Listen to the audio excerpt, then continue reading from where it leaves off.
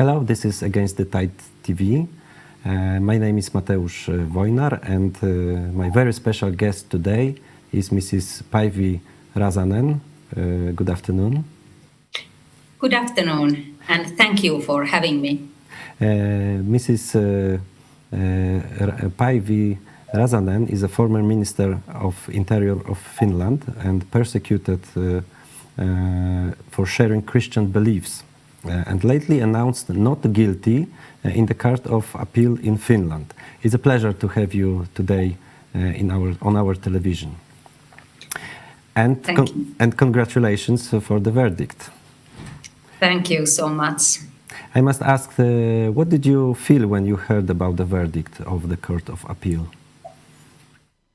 I was very, very, very grateful because the process has been so long. It has started already almost 5 years ago, and there have been a lot of different kind of investigations, interrogations by police. There have been altogether 4 days of court sessions, trials, and I was already acquitted last year from Helsinki District Court. And of course, I expected also now the good result, but you could never know what happens. So I was happy. I was grateful to God for that result. It was very clear, 3 judges, and it was unanimous. Mm-hmm. And as a Christian journalist, I would like to ask, what spiritual lessons did you learn from that case?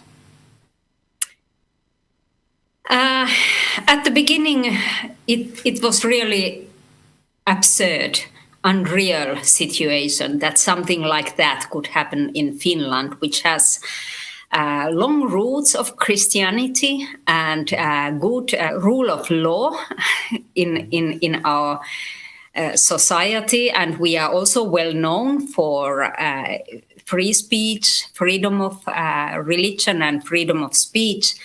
And then I was sitting in the police station, interrogated about biblical issues, about my faith, about my conviction, about what Bible teaches about gender and marriage and such controversial issues of today. The Bible was on the table, and police was asking me questions.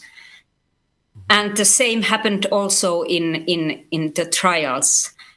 And I found that we have now that kind of situations that the Christian worldview is targeted. We have breakdown of Christian worldview in our society, and that's why we have to fight for the freedom of faith, freedom of speech, and freedom to believe in Bible and biblical issues. But when you asked about spiritual experiences, I have to say that I felt all the time that this is my calling and that God is faithful in his promises. He was with me. He equipped me in these situations. And without these judges, I could never have had such a wide audience in our society to tell about gospel, to tell about Jesus. What is the solution to the problem of sin in the Bible? So I had so many chances to tell the core message of the Bible in front of the police and in court and in our media. So I have to say that this has been, even though that this has been quite hard, it has been also a privilege to fight for these issues. Yes, your case reminds me the Acts and Peter and other apostles that were brought to court, and they had to defend their faith in the name of other brothers and sisters. And did you have any support from Christians in Finland or from other countries during your case, your trial? Yes, I have had a lot of support, and I'm so grateful for all those who have supported and encouraged me, and also prayed for me and prayed for Finland. So it has been a great surprise that this has wakened up so much international attention. I could never believe it before this case. And also in Finland, I have got thousands and thousands of messages from the people who have encouraged me and who have told that they have started to pray and to read Bible, and the book of Romans has been in our media, and many people have told that they have started to read that book. And so yes, I'm happy for the support. And what is the reaction of Finnish society in general to your trial?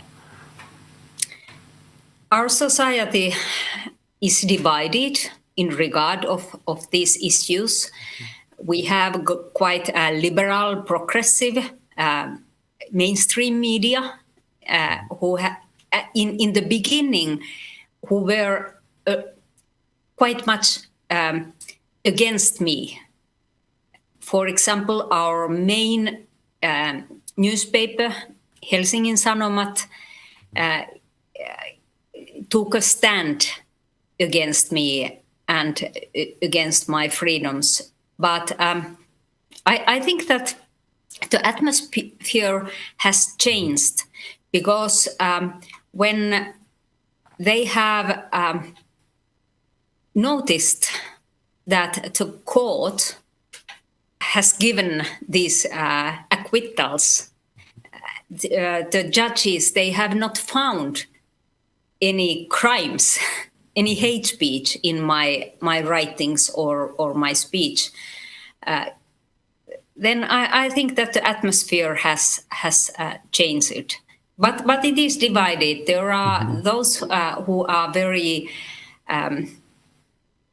who stand for these LGBT advocates, and then Christians who defend the biblical values. Yes. Christianity and Jesus divides the societies, the people, just to see who is on which side. So this is understandable. And I would like to ask about the prosecutor, because they are going to appeal in the Supreme Court. Does it mean that they still want you to, I don't know, let's say, punish for what you said?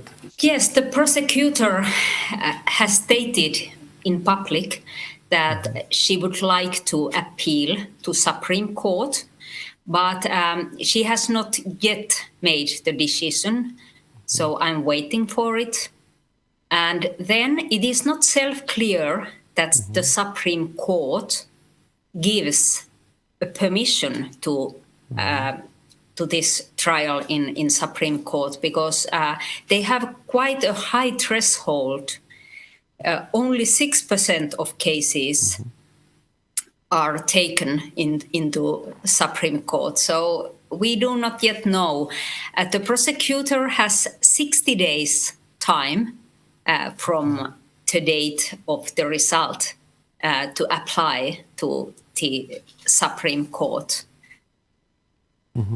And what outcome do you expect if the case went to the Supreme Court?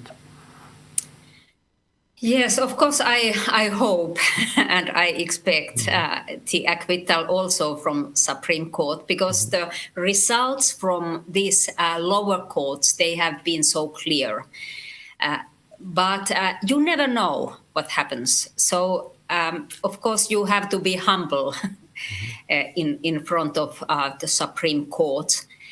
But what has been odd during this process is that the main arguments of the prosecutor have been false statements about what I have said. The prosecutor claimed something that I have never said. For example, she claimed that I have said that homosexual people are inferior compared to other people. I have not said that. I have said that all people are equal. All people are created as the image of God. And I have also said that we all are sinners. We all are in need of grace. We need what Jesus has done for us. And so we are on the same line. But the prosecutor has even accused me about the statement that God has not even created homosexual people. I have not said that. And the court, in its result, very clearly said that they didn't find those statements in my writings. And that's why I think that if the prosecutor continues to the Supreme Court and she has the same arguments, they are lies. They are not true. So I don't know how they could succeed in the Supreme Court. But what has been problem is that the process, this long process in itself is some kind of punishment.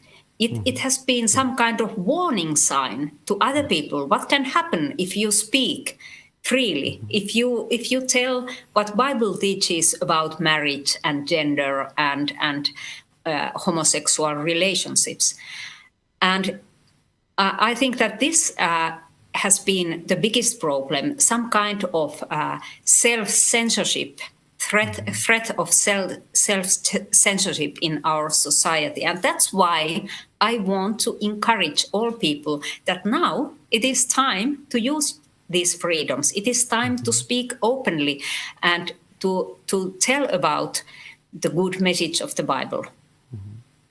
Yes, this is very important what you said, that the trial is a punishment, and to warn other people to think and to make that censorship. Yes. And do you believe, or what's your outlook for the future of Europe?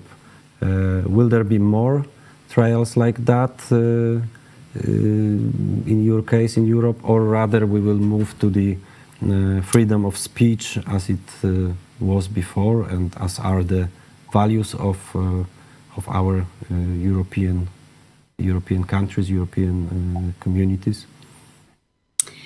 Yes, my concern is that this same can happen in any European country, because in most of European countries there are quite similar laws, quite similar legislations. We have the law about agitation against minorities, and I was accused for insulting or defaming sexual minorities. And I know that the LGBT network is international, and they are also very carefully following this case. And if I would lose this case, I'm quite sure that similar processes would begin in other European countries and also in Finland, because I'm not alone in these views. We have thousands and thousands of similar opinions and similar writings in Finnish society and in other European countries. And that's why I think that it is so important to win this case. And if I would win in the Supreme Court, it would be a very strong precedent that would guide possible similar cases in Finland and also in other European countries. Yes, we hope and we pray for you just to finish it without any, with a good result. Thank you for your time on our television. I hope that we can speak or give an interview the next time. If there is any news on your case, I hope there won't be any negative news, so we will be in touch. Thank you very much. My special guest today was Mrs. Päivi Räsänen, the former Minister of Interior of Finland. Thank you very much. Thank you so much. God bless you. God bless you.